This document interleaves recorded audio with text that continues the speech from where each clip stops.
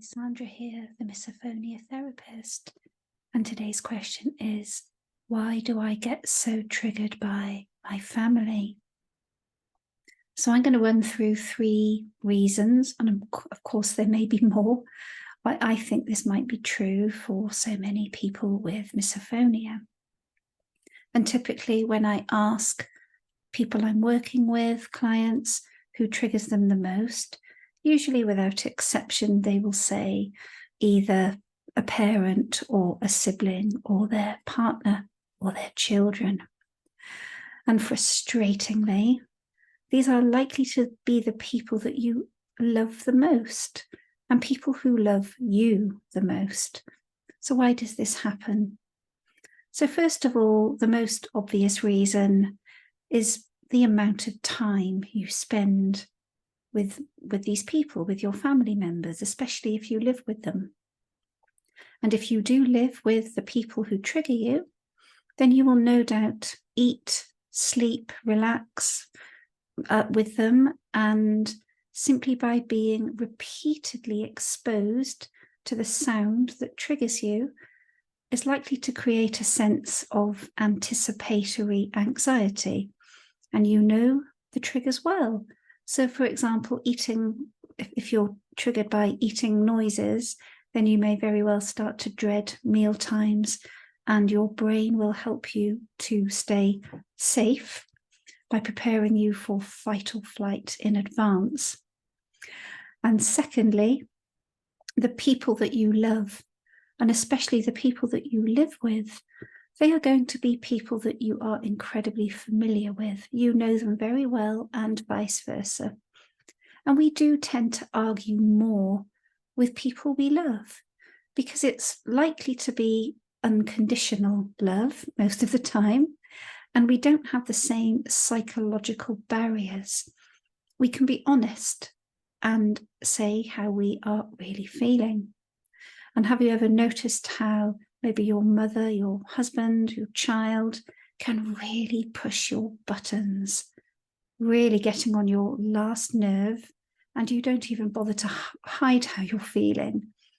And sometimes feelings of blame and family conflict are important here too. And it can be so easy to believe that your very annoying sibling is making that noise on purpose.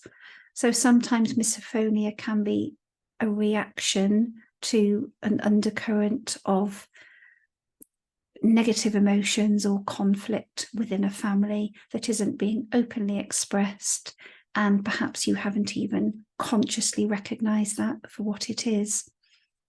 And thirdly, as I said before, subconscious emotion with slightly more complicated scenarios.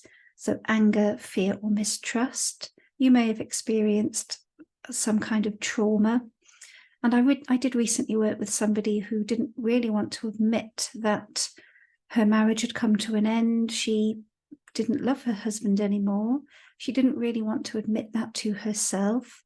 And she actually did start to find his eating noises very triggering. And of course, he'd never triggered her before that time. And I don't mean here if you're finding somebody that you love to be triggering, and if you're in a relationship with them, that means it's over. I think we're all different. I do believe that in some cases, the misophonia can be a mask for other things that might need your attendance. But like I said, it's a complex phenomenon, and we are all very unique. And it's important to remember that even though I am a therapist who does love to work with people with misophonia, the research into why people get it in the first place is still in its infancy. I'm not a neurologist. I'm certainly not that kind of expert.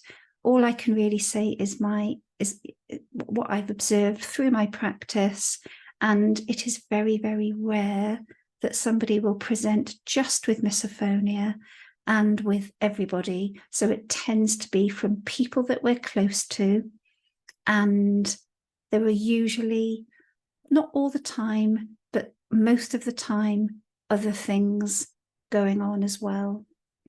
So I do hope that is helpful. Maybe you could mention in the comments if you're finding this helpful. What do you get triggered by? Are there certain people and not others who are making the exact same sound? If the condition is neurological or related to some kind of miswiring in the brain, faulty wiring, or whatever, however you want to put it, why does the brain discriminate in this way? It's food for thought, and hopefully more research will be carried out. And I am going to sign off now, and I'll be back tomorrow with more content. Bye for now.